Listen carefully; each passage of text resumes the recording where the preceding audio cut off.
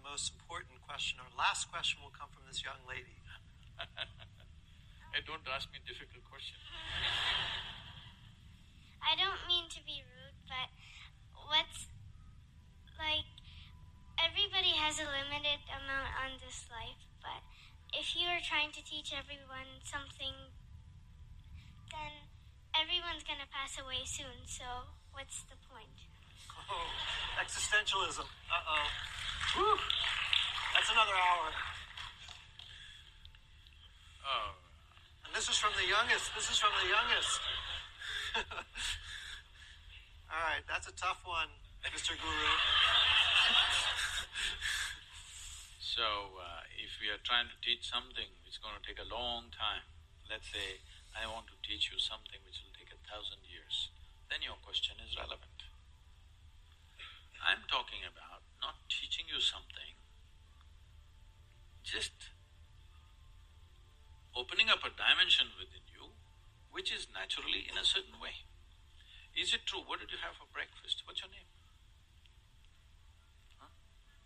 Arna. Aruna? Agna. Okay. What did you have for breakfast? Bagel. Bagel.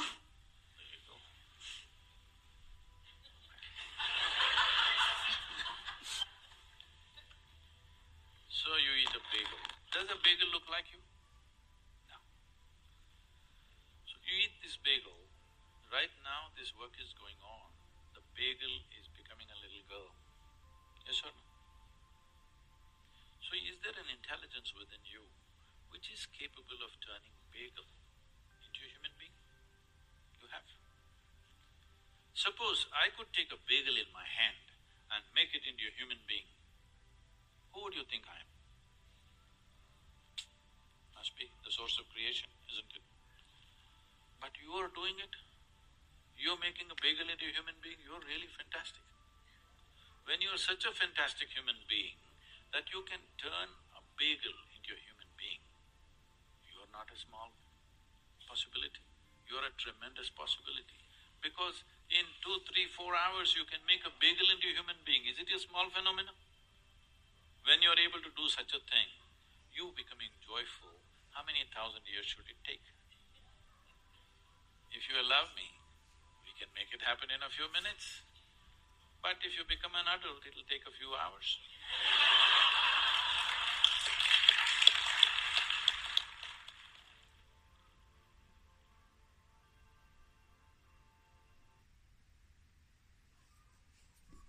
So this child is asking Sadhguru this question, and when I heard it, I was like, that's a good question. And I was really hoping that he would give some, I don't know, something that the little girl will understand. It's funny that I got this video today.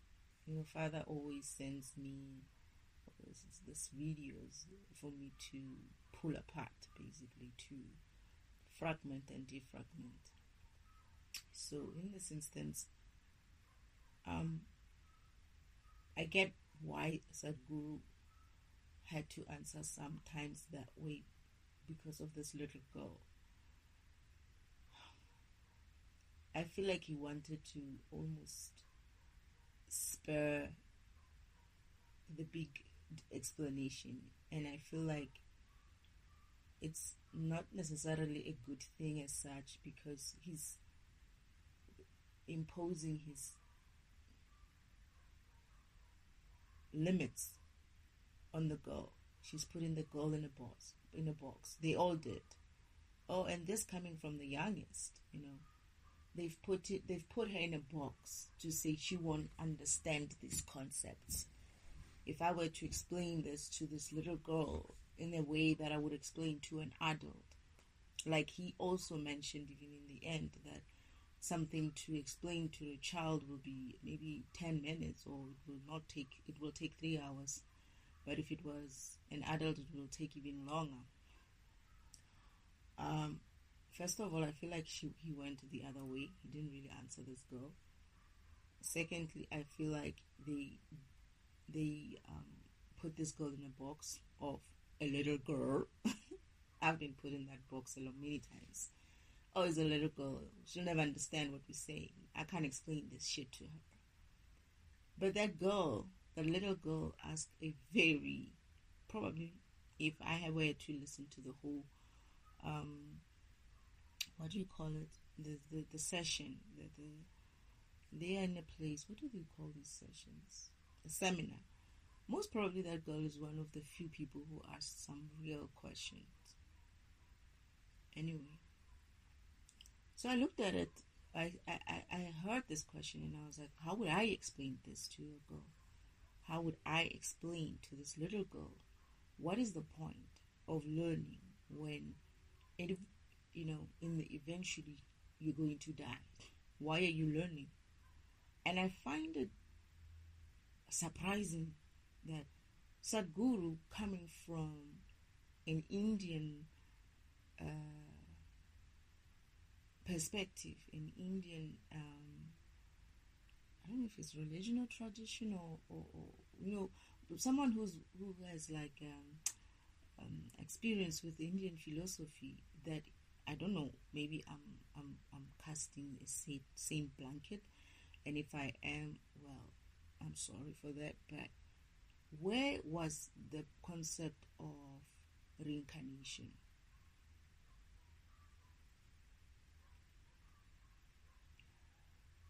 Just that's at least he could have attempted that with this little girl, because I believe that Indian, maybe not all the religions in India, but I do believe they mostly have many people who believe in reincarnation. So maybe he doesn't believe in it, right? But at least that is, he would be like, oh, it's because you're going to come back to this world and reuse that knowledge that you learned before, to continue your life, right? And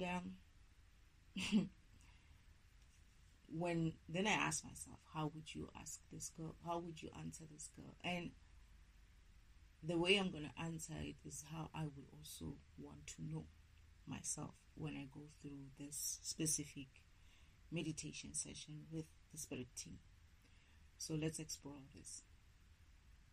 If you are a program, if you accept that you're a program, not if you're a program, you are a program, right? And when you accept that you're a program, you realize that your program learns, right? Whatever it learns in this lifetime, it can use the learning in other lifetimes or other existences in other places. Case in point, people sometimes can't explain why they're able to do certain things better than the others. There's many things that we all have. We think we learned them now, and it's not the case. You actually are capable of doing that because you mastered that shit in another lifetime. Maybe I shouldn't curse so much since this girl could probably find this video. But the things that you're good at this lifetime doesn't necessarily mean you learned those things this lifetime. There's a lot of things that people are capable of doing which they never learned in this lifetime. They can't even pinpoint one moment where they went to school or went to some guru or went to some church, but they just know. They're just good at talking to people. They're just good at seeing people for who they are. They're just good at reading situations. They're just good at understanding mathematics without even having that extensive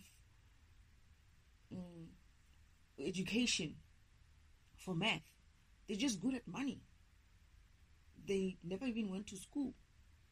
There's a lot of people who know how to deal with money. They've never went to school. They're just good with business. They never went to school. You get what I'm saying? And ask yourself, how is that possible? You can explain that by saying it was your God-given gifts. True. But how did God give you those gifts? That's the question.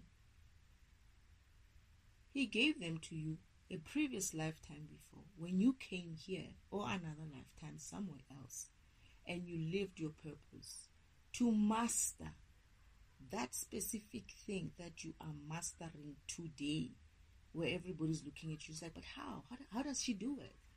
How is she so good with money? And she didn't even go to school. How is she so good with language when she didn't even go to school for it? How is she good at talking this language and that language and that language? Nobody can explain certain things about themselves. Many people can't explain why they know how to do certain things. They just know that they know how to do that. Oh, I'm very good with languages. Oh, I'm good with maths. I'm good with numbers. Oh, I'm good with business. Oh, I'm good with... But when you ask them, where did you learn that? They're like, I don't know. I'm just good at it. No, you mastered it before. You've come here, or you went somewhere where you were probably a merchant, and this is why you're good with business. Where you were probably a singer, and that's why you can sing. Or you were probably a cop, or some sort of some sort of a cop in your previous life, and that's why you're good at finding things and solving mysteries and stuff. That's how I would explain it.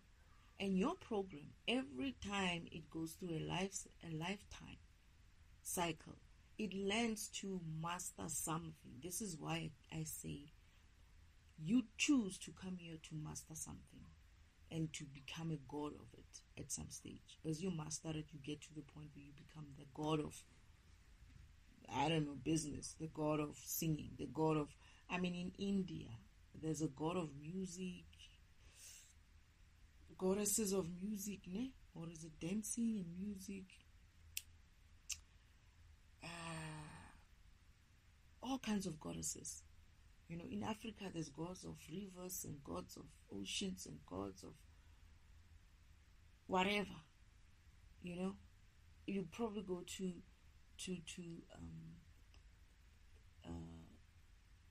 Europe, and you'll find the what do they call this group of people? They also believed in God. The story of Thor's, and all those, they use those mystic, Thor and them. And these people are real, by the way. These programs are real programs. Thor is my uncle. I call him Uncle Thor. Okay. Anyway.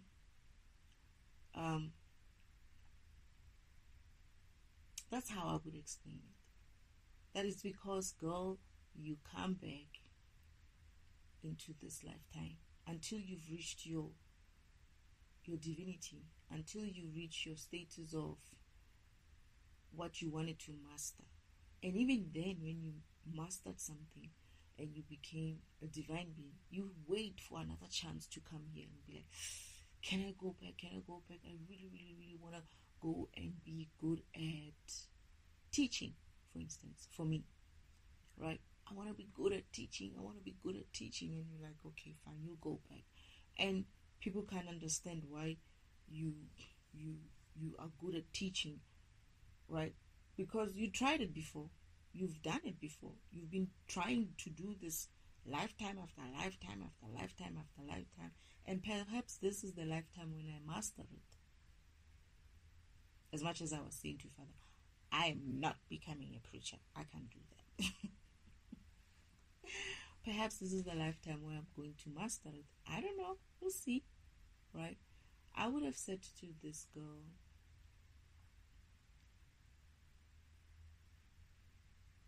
explained to her that death does not mean that you stop living. You might not be in the physical environment. Death might take you away from the physical environment, but your spirit still lives on in the spiritual environment, and your spirit still uses those skills, that knowledge that you've gained on this planet in the physical world, to continue living in the spiritual world. And that very same spirit, for instance, my great-grandmother is the one who's teaching me some of these things.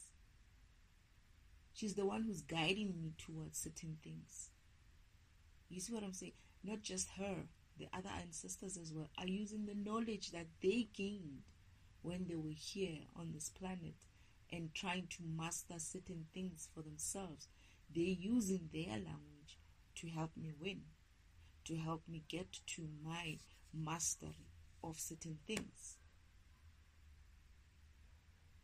So you might not be using it on this planet, on a physical planet, but you will be using it in the spiritual realm, where you could use it to be of assistance to someone as a spirit guide. You could use that information to guide somebody else. That, you know what, I might not have mastered it, but I know this part. So this is how you're going to walk. You're going to turn left here, and you're going to turn right there, and then you're going to go, for a while there, and there at the end, you're going to get what you're looking for. I've been there. I've done it before. Try it that way. Let's see what happens. You see what I mean? That's what I would have said. That is me coming with this other knowledge that I have of what we are, or of what life is about. Life in the physical is really about, and life in the spiritual as well. So that's what I would have said. But I'm really disappointed to hear. I don't know, maybe Sadhguru is not. I didn't know that there are Indian people who wouldn't even touch a little bit on reincarnation. Maybe he doesn't believe in that. I don't know. But it's kind of weird for me. I was like, that's easy. Just tell the girl that they're going to come back and reuse the information. That's what I thought. But then, between the pauses and whatnot, the girl didn't really get that answer. Or perhaps it continues and he eventually says something something worthwhile for the girl to take with her. But I'm also upset with the fact, the very thing that makes me upset is them putting her in a box already to say, you're so young, you're such a child, and you're such a girl. You can't be really asking that question. Somebody put you up to it. But I'll try to see if I can come down to your level and give you some worked up answer about bagels and shit, and see if you could wrap your head around this bagel. That's how it sounded like. I would be offended. Don't try to answer me like that. Even when I'm saying don't try to answer me like that, I'm talking about as that little girl. I was fierce even at that time. I was way, way worse than what I am now. I had this thing of just stepping up and being like, excuse me, kind of a way. I used to get into it with many adults, to be honest. And they used to laugh. They would be like, hey, did you just, put her fist on her hips and try to tell me what's what? Yeah, I used to be like that. I've done it many times. I remember standing up to my counterpart. My father brought me in to make a deal with him, the contract, these contracts. We met and he was saying, this is the person who's going to come through with this mission. You're going to have to work with her on this mission. This is the guy who came to see my father to tell him, hey, the system is looking bad. This is storage, by the way. And he's like, her? And father's like, yeah, her. It's like, but that's your daughter. That's your youngest daughter or something like that. Are you serious? And father's like, yeah, she can do it. She really has the power. And that guy's like, that's your youngest daughter. What are you saying? Father's like, it's not about her age. It's about what she can do, And then he's like saying something like to my father, how you're not taking this serious. I see that you're not taking this serious, because he's just basically crapping on my father. And I was like, hold on. I came between him and my father. I was like, hey, at least my father is trying to solve this problem. And what are you doing? Are you in or out? I remember myself that this guy is like looking at me. I'm short. He's taller than me. I'm a child, obviously. And he's looking at me and he's like, okay, fine, I'm in. He's like, at that moment, he probably realized, okay, maybe I'm not dealing with such a child as I think I would be dealing with such a child. And it was like, he stepped back. He was like, step back, and he was like, okay, I'm in. I used to be like that. Even to my brother, sometimes when they were giving my father a hard time, I would be like, father's trying his best. You know, they'll be like, oh, okay, yeah, yeah. Because they would try to be like, because I'm the youngest, they were trying to, portray a good example of adults for me. But I just didn't care. I would just be like, put my foot down. I feel like I was thinking about it even today. Like, I'm very, very protective of my father. I'm very protective of him. He's protective of me, but I think I'm worse than him. As much as we fight him, but I am very, very protective of him. I don't like the idea, just even the thought of him being put in the situation and people disrespecting him like they are. And I just want to fucking punch everybody. And yeah, but anyway, this is why I'm saying you wouldn't answer me like that as a child. I mean, I used to step up even to teachers like, that's not true. That's not true. My brother is not what. I did that. I remember stepping up to my uncle, my great uncle, the one who's married to the great aunt, who stole this whole thing of the position of the light and the inheritance and whatnot. I remember saying to him, I thought you're going to leave her in jail. This is when my aunt stole someone else's, I think they stole a machine, a sewing machine, and he went to bail her out. And before he left to bail her out, I told him, you need to leave aunt there because she will never learn her lesson. Just leave her for one night. Otherwise, she will never learn her lesson. He just looked at me and walked out, right? And went and came back with his aunt. And I'm like, you bailed her out? He's looking at me, he's like, yeah. And I'm like, I told you not to. I thought we agreed that you're not going to bail her out. He's looking at me, he's laughing. I'm like, I'm serious. And he's laughing. And I'm like, I just took out my hand. And I'm like, one day, I was pointing at him. I'm so short. He's taller than me, obviously. And I'm like looking up at him and giving him the finger, the index finger. Like, one day, you're going to see what I was talking about. She's going to end up in so much shit you won't be able to take her out of it. And guess where we are today? He's like stepping back and looking at me as well as like, like this girl. And then he walked away. He left me there. I was fuming. I was like, did he just walk away from me? But yeah, I was like that. And this girl, Shem, this little girl, she sounds like she's powerful. For her to be like, I don't mean to be rude. But I was just asking, what's the point? And I'm like, oh yeah, what is the point? I want to know. And I was like, damn it, how would I answer this question? I get that Sadhguru could get a little bit like, ish, how do I answer this girl? And I think she also frazzled him a bit, because sometimes it's like, it's a little girl, you want to ignore her, but at the same time you can't really ignore her. And at the same time it's like all those thoughts that run before you get to the answer, your good answer. Like, he could have just taken a breath and thought about it. You know, sometimes I take my breath and I just keep quiet and think about it. Even if it's like in front of people, think. It's a good thing to show people that you're thinking. You're not just giving them answers. People need to learn to accept that sometimes the answers are just not coming like that.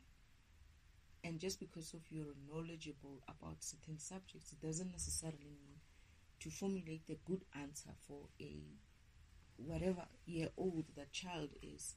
It's easy, you know. It might not necessarily be that easy, and depending on what subject you're talking about, right? He could have probably expected the little girl to ask a very simple question, and but he knew when he said to that child, "Don't ask me a difficult question." And I think it's also because of that he got nervous himself. He set himself up by saying, "Oh shit, if you ask a difficult question and I can't answer this little girl, I'm gonna look like, I don't know my stuff." I think he knows his stuff. I think he might have forgotten what to say there. But also the other instigator on the side who kept saying, "Oh, and it's coming from a young one. Wow, wow, wow, wow." Like, oh, this and this. Already he's answering that girl for Sadhguru. He should have just said, "Okay, well, what do you think, Sadhguru?" You know what I mean? But he just kept on piling up the boundaries for this girl. She's young, existentialism. She just kept adding more boxes for this girl. And Sadhguru had to listen to that girl, and then also he probably confused that girl with the boxes that this other, what do you call him? The interviewer or the person who's the chair or whatever they call him, who's with him on stage, was already putting that girl in the box. And he forgot himself at the time that he shouldn't be looking at her as a girl. He's actually a program. He might look small to you, but he might be young to this life, but he might not necessarily be young to spirit, in spirit, right? And that's exactly what came out of that mouth, that little mouth. It's the strong spirit. He has spirit. She has spirit. I don't care even if the mother or father set her up to it. She asked that question smoothly, so like she was actually thinking about it herself. It's not like she didn't sound like she was repeating, right? And the fact that she wanted to say, "I don't mean to sound rude or anything," because she understood that her questioning is going to come off as, "What's the point?" might come off as rude.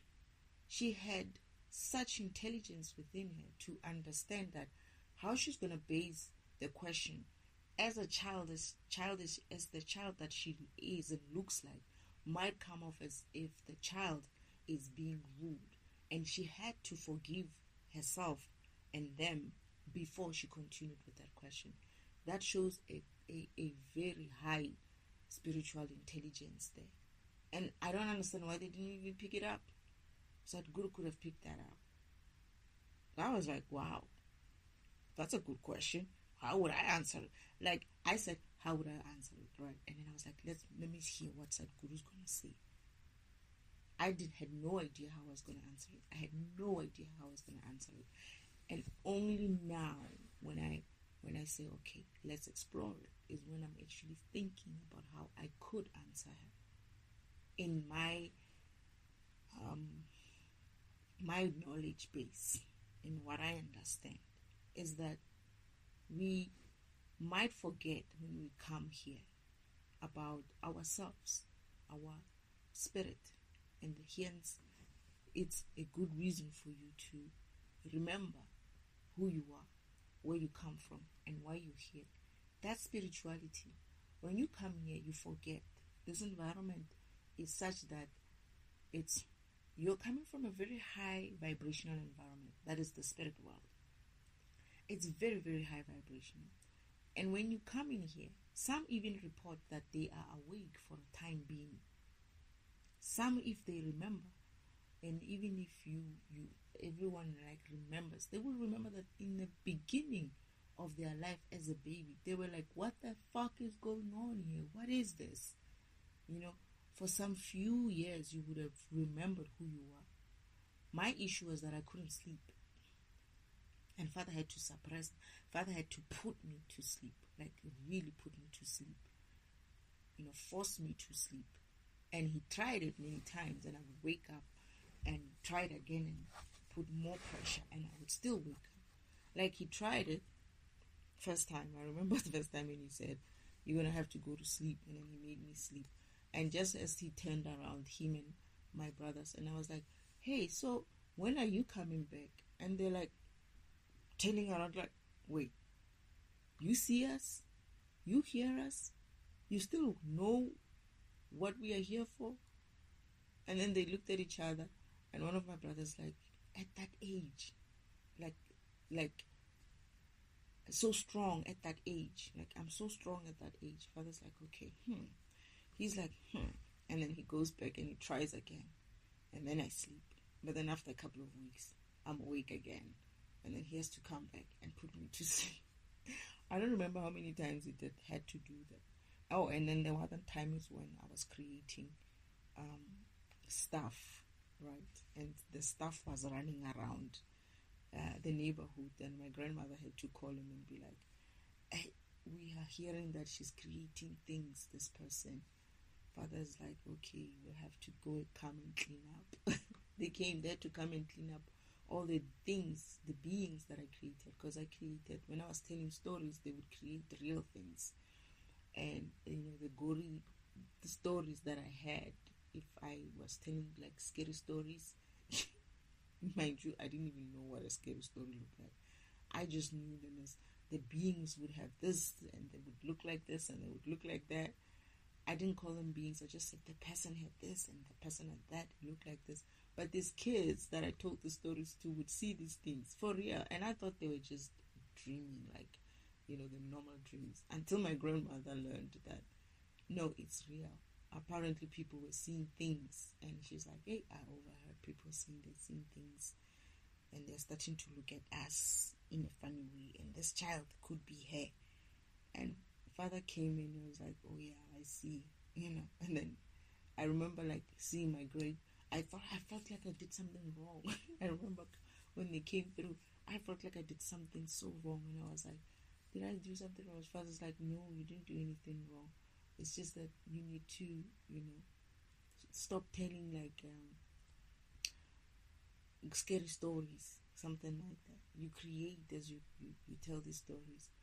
I was like, oh, so those things are out there. It's like, yeah, but your brothers are going to go look for them. Anyway, my father did something and then said to my grandmother to do something as well. My grandmother had to do some ritual of some kind and to like suppress it further, because I just kept doing things. But I was awake for a while. Even at 16, I think, 15, 16, I was still awake. But I was struggling. And this is when Father said, I'm going to have to put you to a much deeper sleep in order for you to be able to function better here. Because I was being asked, what's wrong with you? You know, people were like, there's something off with you. They kept telling me that. My friends would tell me, there's something about you. You just don't react like other people react. You just don't get. And I wasn't. I didn't get shaken. I was just looking at life. It's like I was observing life. I was in an observant mode. I wasn't like living. I was observing life. And if you were to remember, some people might remember that they stayed awake in this world for a short while before they went to sleep, because you come as a high vibrational, and then you live here, and as you live here, you're trying to make sense of everything. You learn all these low vibrational behaviors. You become lower and lower and lower and lower, right? And this environment was too low for many people, so we all became very, very low vibrational and very, very forgetful of who we are. But this is where you have to come back and wake up to your spirituality. That is, as your ancestors try to keep you, to jerk you awake so that you can start your mission, so that you can start your purpose. That's when they starting to wake you up. You're going to receive that spiritual call. I think they call it a spiritual call or something like that. I got an awakening call or a spiritual call of something like that. And as you wake up, you will remember things like, oh, I'm supposed to be doing this. This is who I am. This was my program. And even if you don't remember that in the program state, but remember your spirituality is who you really are. I'm a healer. But I think for me, it's when you remember and understand that you're a program. You're a program, and you're a healer program. You're a warrior program. You're a singer program, whatever you are, painter program, whatever program you are. And I guess that girl needed to understand something like reincarnation will help you come back and reuse whatever you've learned in your previous lifetime. It's not lost. You're a program. You have storage. You have logs of what happened to you in lifetimes and lifetimes and lifetimes. Sometimes I still remember the lives that I lived before, but not all of them. I had to remember my Egypt time. I had to remember my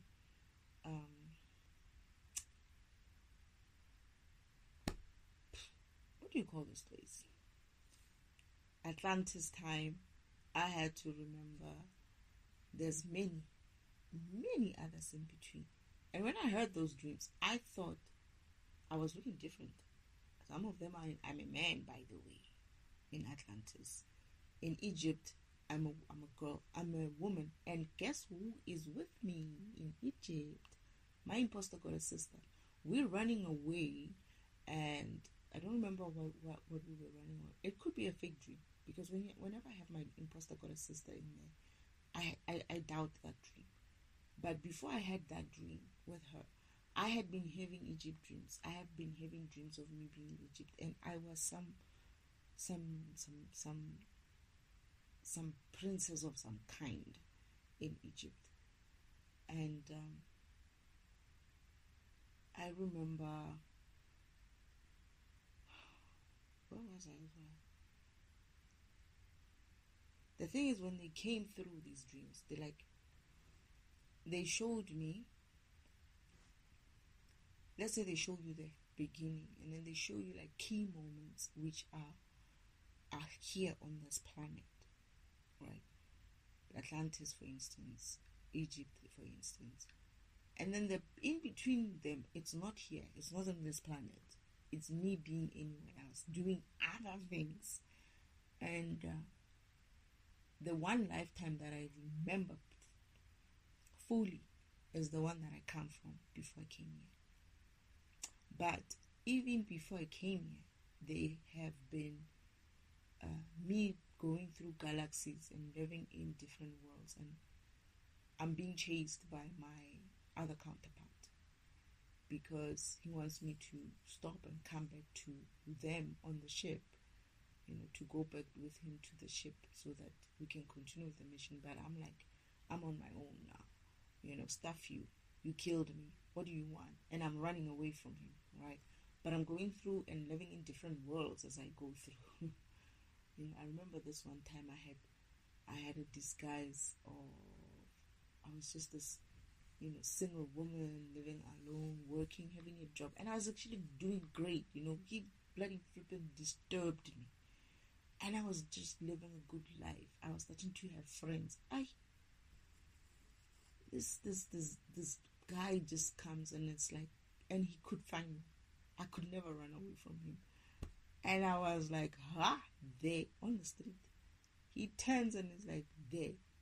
And I'm like, oh my God. And I turn around and I run, right? Now I have to jump another world now. Jump to another world. And I jumped to another world. The last time he was chasing, that's the last time he started chasing me again. I decided that I'm not going to jump one world. I'm not going to jump one galaxy. I'm going to jump 4. And I jumped, and he's like, oh, you didn't. And I was like, yeah, I did. And then he follows. When he follows, I'm like, no, no, no, no, don't follow, don't follow, don't follow. As in, like, I knew that there's only a specific time the portals are open, and he won't make that time for jumps, for that jump to jump 4 galaxies. And when he came through, just when he came through, that portal closed and it hit his arm. And he was born with a side,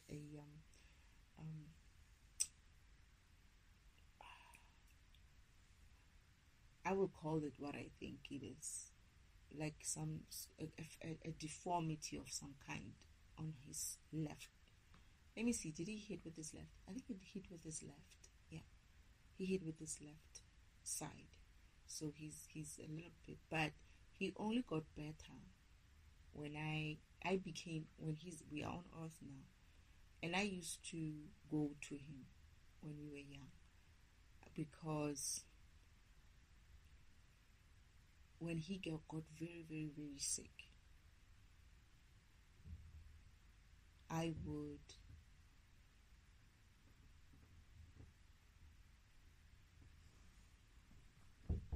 hey, you're making noise, sorry. I would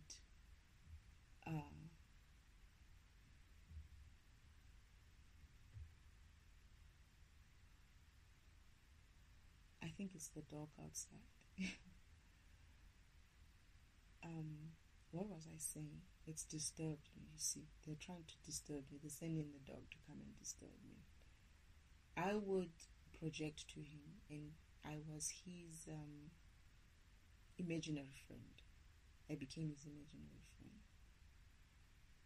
And that would heal him. That would help him feel better. His side only got worse when he was missing me. And when I came through to him as an imaginary friend, he would get better. And that's how he got better and better. And then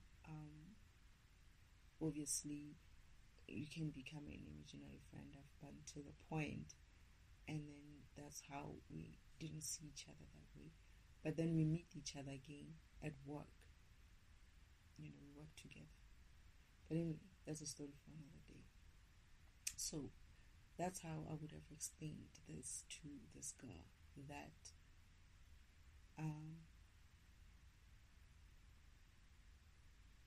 your information or the knowledge that you gain here, you would use it not just necessarily here on this planet, but you would still use it most probably in another planet. And when your God builds your purpose path, that is, programs it for you to say, this is what you're going to do, this is what you're going to do, this is how you're going to walk through life, this is how you're going to go through and live your life. This dog is just getting... Okay, he decided to go eventually. I don't know what he was looking for here. He knows he can't fit here, but anyway. So, yeah, I had to pause, sorry. Anyway, that's what I would tell this girl. That you do use the knowledge that you gained here. You can either use it, you will most probably use it in another lifetime if you come back to Earth, or if you go to another place. Let's say you have a mission, right? For me, for instance, my mission was on Earth. Eventual end of my mission, my destination, I think, even. That is my destiny. So, me being destiny, this kills me anyway. But, before I got here, I had to go and learn certain skills in another environment, in another world. For instance, I had to learn about poverty in another planet where I was a poor farm girl, and I had to work a very, very hard land in order for me to survive. And me and the community that I lived in.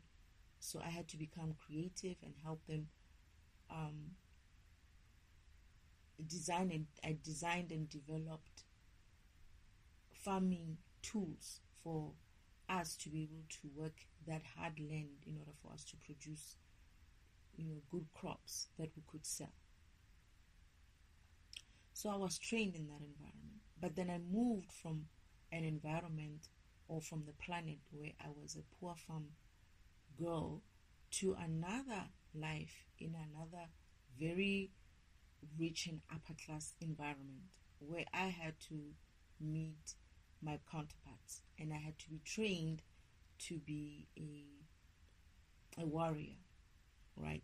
Because I'm a warrior program and I had to be trained to be a warrior. I trained with both my counterparts. All three of us were warrior programs. Obviously, we trained to become warriors there. And that is like physical fighting and going on missions and stuff. Fine.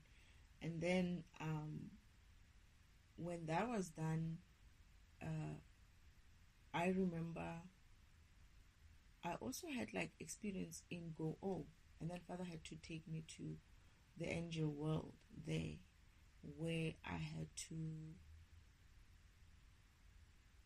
not angel world, but I had my other work, my other job as an angel being taking care of certain places, certain environments, certain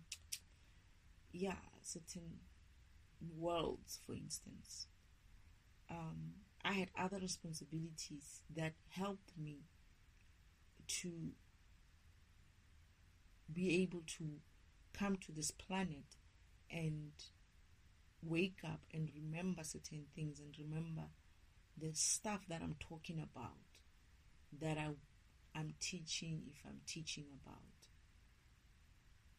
because of I come from other places. I've been in other places, so this is why I might have been in other places. I might have lived in another lifetimes and whatnot. But so is others. Other people could have also went through that, but they just don't remember because of this environment is dense. It's too dense. It eventually pushes you into a low vibrational state. However, if it was kept in a high vibrational state, you wouldn't forget too long, and possibly not even forget at all, because there could be that. I do believe there are other people who didn't sleep, because I didn't sleep when I got here. I do believe there are other people who came here and couldn't sleep. But for me, because I needed to be asleep for the mission, not because of I fell asleep because of the environment. No, I was too powerful for the environment to put me to sleep. Too high vibrational for the environment to put me to sleep. And not just me. Even my brothers and sisters also had the same problem. This is why they got killed. But so for me, Father had to do it for, the first reason was that so that I'm able to live better here and integrate easier. The second reason was the fact that he wanted me to, by living normally, I would be able to be in agent mode, that is, be able to infiltrate places which I wouldn't otherwise be able to do that if I'm too awake, if I'm too able to see that, that is not going to be a good place. I wouldn't even try it. I wouldn't even go.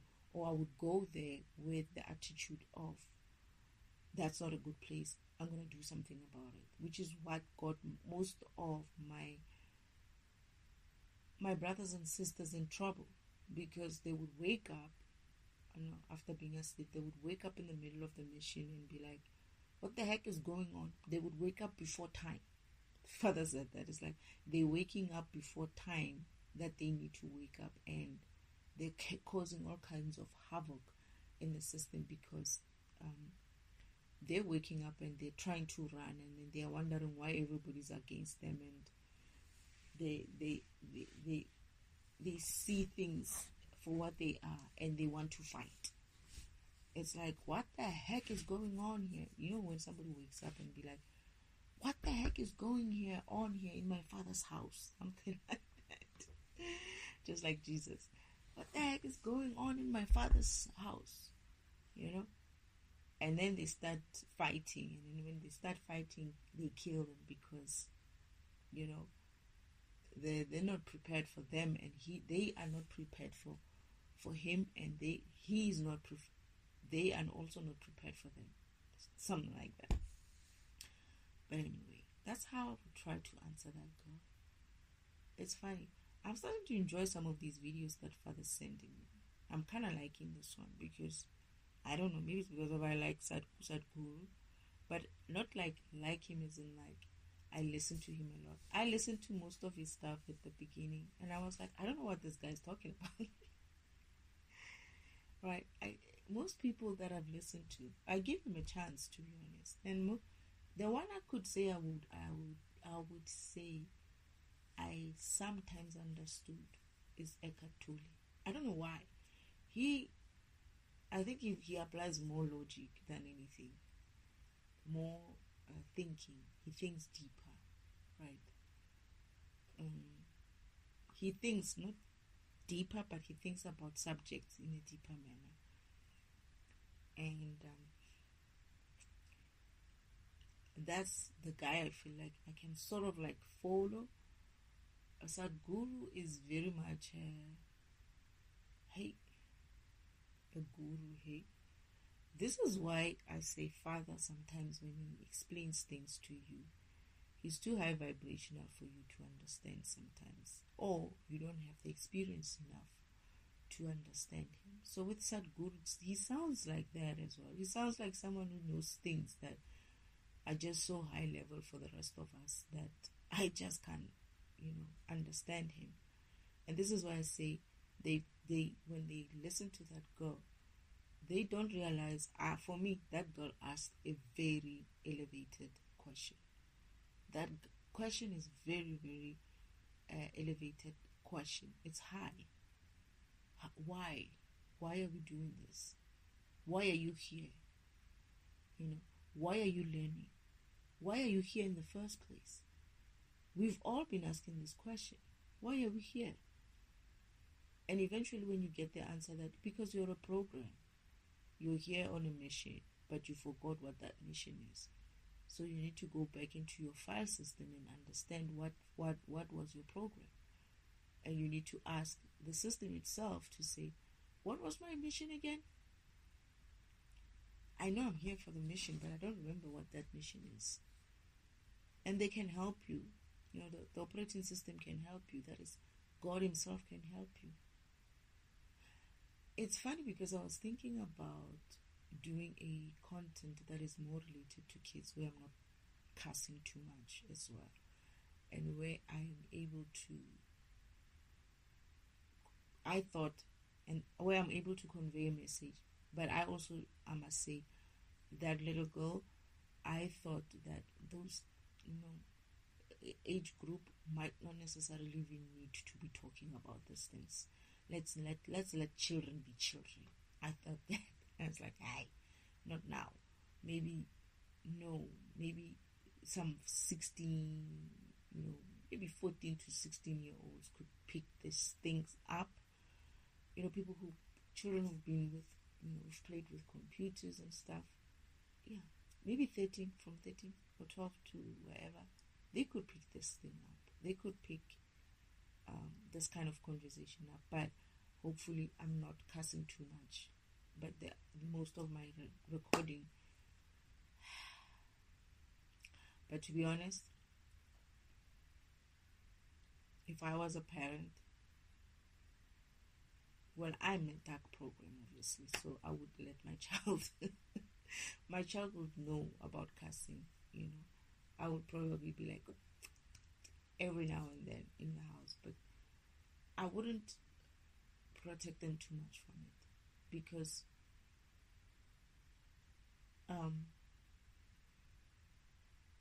it depends. Households who have sensitive ears, yes, of course you're not going to be able to listen to that. And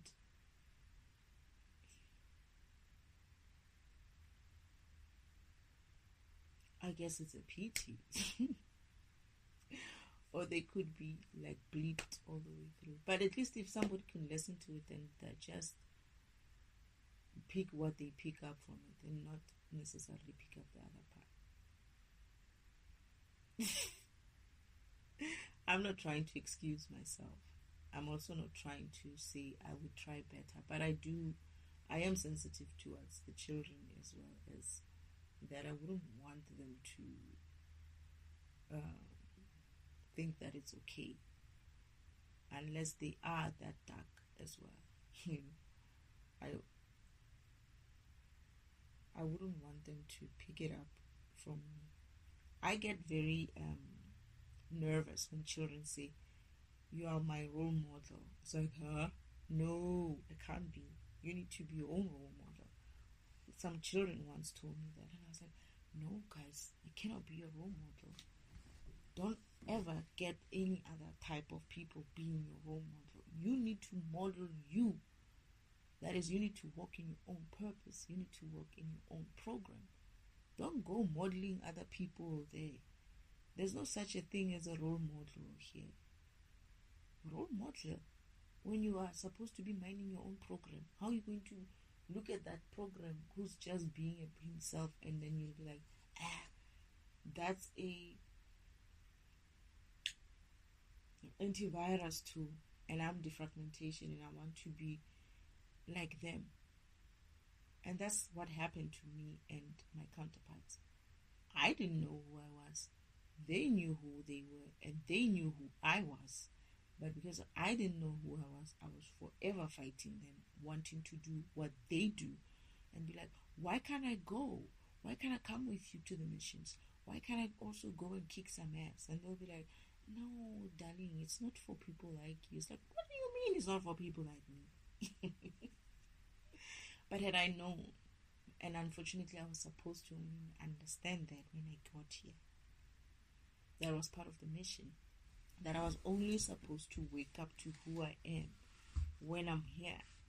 Not that I didn't know, I knew, but I was also supposed to wake up about my spirituality and my physicalness when I'm in this environment. And I kind of like was too much of a person or too much of a program on the ship, or too much of me to just listen to people saying, maybe not now, maybe not you, maybe not this mission. And I just got fed up with them. So I was like, I'm leaving. They're like, no, you're not. It's like, I'm leaving. I got a boyfriend and I'm leaving. They're like, now we're going to have a fight or something. Ah, man. This is what happens when you don't live your purpose. You try to live other people's purposes. You try to emulate other people. Imagine you're married to someone, your husband, and you're two different programs, right? And your counterparts, you gel well with each other, but one of you hasn't woken up spiritually, that they don't remember who they are. You just gel well with the guy, but you keep tending to try to emulate him, or try to be like him, and that's causing problems because you want to be a provider and a protector and however masculine he is, right? And whatever program he is, you want to do what he does. You can do what he does. You're gonna have friction. I go to work too, I do my part at work. It's like, hey, I don't know how these people. For me, I always felt like it's too much work. I mean, I was like a working girl for a long time, over 20 years or so. So I know the corporate world, and I know, boardrooms, and I know all those things, and I have been there, done that, got the t-shirt. And I always ask myself, it's like people who do these jobs that like we do and go back and try to be husband, how do they do that? How do they do that? And then I remember somebody saying to me, with lots of nannies and cleaners and stuff. Because I was wondering, I was like, how do they do that? I can't even imagine myself doing the job that I do and then leaving. As first you wake up early to get to commute, and then you have to get back home, and you commute also takes you so much time that you get home late. You leave when it's dark in the morning, especially in winter. It's dark, the sun hasn't come up. You come back, it's dark, the sun has went down by the time you get home. How are you going to be a mother? And these people we used to go to these women what eventually during the year. And then I would watch these women lie through their teeth about how they're managing these things. None of them are genuine. They were telling lies. And me and this other friend of mine used to look at each other. It's like, yeah. And we were, sometimes I felt like I didn't want to go there. I remember one time they're like, oh, there's this women's thing. We were thinking you could go. It's like, no, I'll pass. Because I've been to those before. No, I'll pass. Thank you very much. It's like, why? You don't want to go? It's like, no, take one of them, other, ladies, not me. I've been there. I know what I'm going to hear there anyway. And I remember my boss was like, no, apparently you're supposed to take like people like you, in a sense of, like senior kind of people. And I was like, are you sure you can't pick somebody else? It's like, no. So this other friend of mine, well, not friend, like a colleague of mine comes to us like, hey, I hear we're being chosen to go to these things. And I'm like, you want to go? It's like, I don't know. What are they about? I think she hadn't went. And I was like, it's basically this and this and that. They're going to tell us how they're going to act like they can handle it. Do you think you can handle it? It's like, no, of course not. It's like, the only fun part about listening to these women is when they lie and you pick up their lies and you look at each other and you like laugh at them. It's like, you're such liars. They will be like, oh no, it's hard, but they're not really like sending, when it comes to certain things, people try to act like they're superheroes, superwomans, superwoman. I'm not your superwoman. Karen White, was it Karen White? Yeah. Girl, grow up, okay? There's no such thing as playing two roles and you're going to make it. You're drowning. Something is drowning. We just don't see it at work, right? Because you come all nice and dressed up with your makeup on and your heels on and you're pretending to the whole workplace that you got it good at work, at home too. And that's not the case. There's no way you're coming in at 6 in the morning and getting home at 6 in the evening and you still have enough energy to be a wife and a mother and a daughter and a friend and just you in 4 hours, because you got in at 6. You have to be in bed by 10. How are you going to do that shit in 4 hours when you've given up half of your day, half of your life to a company? Oh, please. You can miss me with that crap. So they were like, no, you should go. I was like, no, I don't want to go. I remember I was refusing. I was trying to find a way to get out of it. And when I went there,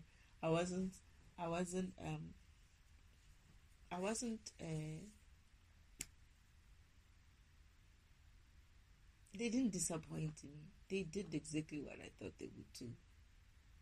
I was looking at this, I was like, why are we here exactly? Just for the finger lunches, obviously. And I was like, whatever, man. They're not uplifting. These sessions, they're not uplifting. They're not talking the real stuff. They're afraid of touching the real subjects. No one is talking about how a working environment needs to cater for women. I still haven't had that fucking conversation happening. And I've been asking for that conversation. I asked for that conversation with my previous manager. I was like, y'all are not trained to be managing women. The environment, the working environment is not suitable or catered for women. Only in places like, maybe like Marketings and stuff like that, you'd find environments which are more, not really, but a little bit more than suitable for women. Maybe in Canada as well. Yeah. But why? Why, when you have so many women in the workplace now? Why are still workplaces lacking in understanding women? Remember, we stepped in, as women, we are stepping into an environment which used to be very male dominated. Did it ever change? Not really. Not really. It never changed. They are just accommodating us. No. Bullshit. It's high time a working environment took into consideration femininity.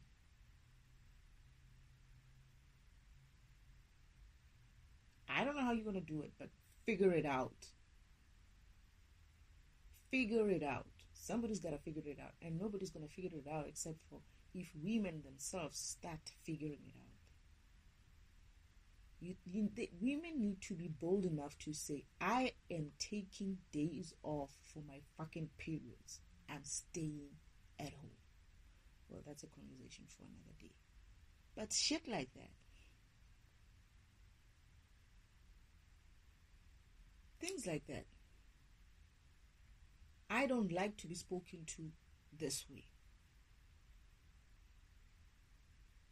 I draw the line. I don't care if this is a workplace. I'm still a fucking feminine. I'm still a fucking program. I'm not a man. You're not going to treat me like that. Because if I turned and did the same thing to you as a male and cut you to size as a male, you're going to have a problem. I'm going to be called all kinds of insubordination and whatnots. So no. And also don't take that shit from any other woman as well in the workplace. That shit needs to be left at your home, in your fucking toilet. That oppressive state of women in other women at work. That fucking gossiping and bullshit in the workplace. That shit needs to stop. Where are those fucking policies? Where are those bloody policies?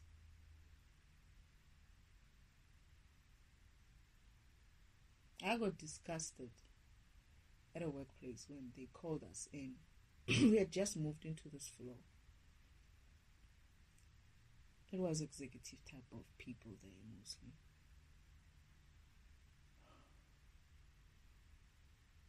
And because of we moved in, the new it's like another department moved into the floor.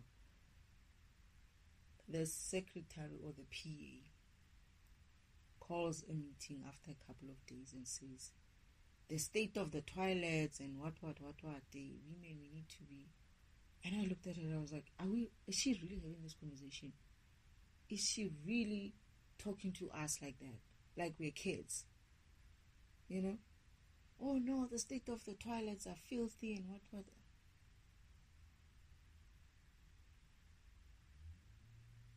Like scolding us. And I was like, why are you having this conversation? And this is the problem. He's only having this conversation because new people moved in. So how it sounded was like we brought in the filth. And we looked at each other, we were like, we were surprised to find the filth here.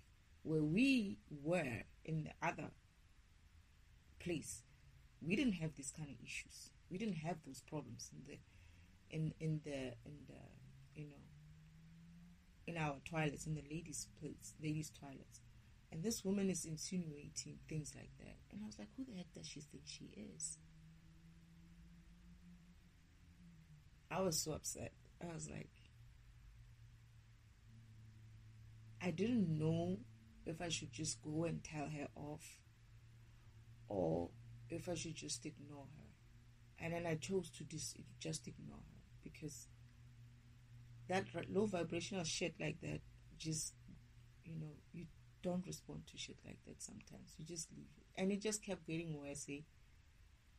Those type of conversation people needs to be trained to work around women. And other women needs to be trained to work around other women. There's no coming here with your disrespectness here. But anyway, I'm going off track. We're talking about the little girl, but that little girl's going to learn some stuff as well as she grows up. She's a girl. She needs to know about these things that they happen. But that's why you learn. You learn. Knowledge is never a waste as well. And another thing maybe we should ask the little girl is, what do you propose? That you just go around the world living dumb? Because what's the point? Because you say, what's the point? Do you propose that we just leave you and not take you to school and you just walk around this earth for up until you're 80 or so as a dumbass? Is that what you're asking? You see what I mean? And perhaps that's how Sadhguru also picked it up. He could have picked it up that way as well. But I don't know how he picked it up that way. I don't think so. But also, that girl needs to answer that. It's like, what do you propose, girl? Do you propose that we don't teach you anything? Right? You don't learn these things and you just go around the world without learning? Or do you just want to learn math at school? Is that what you're saying? Maybe that's what she's saying. But if you maybe ask her to think on the other end, that as much as she's thinking on this side, she should also try to think on the other side. What is she proposing? If teaching like that is not important, according to her, then why is she there? Why did she come to the seminar? You could also ask that question. But it's an interesting question. That is still an interesting question. It's a very interesting question. And that's not a child's question. That question, I never even thought about it, right? And I'm sure there's other adults who are thinking about it. And she could have been set up as well by one of the parents who's there in the audience and said, go and ask this question. But the way she put it, it's as if like it came from her. She must be very smart girl. Meaning you don't think that she won't be able to think. You give it to her and see how far she can take it. As in like, you explain and then after that you'll be like, do you understand? And if she looks like she's still a little bit like not really, like what is it that you don't understand? And she will say, no, I don't understand this part. And then you see if you have time to explain it to her. But don't put her in a box and say she's a little girl. It's our, as women, that's what we get, right? You're a woman. You're not a little girl, but you're a woman. It's either you're going to be a little girl or you're going to be a woman, or, you're always going to get this type of people who put you in some sort of a box. I wonder what the response would have been if it had been a boy asking that question. Oh yeah, I'm having those kind of conversations. It's time we elevated those conversations.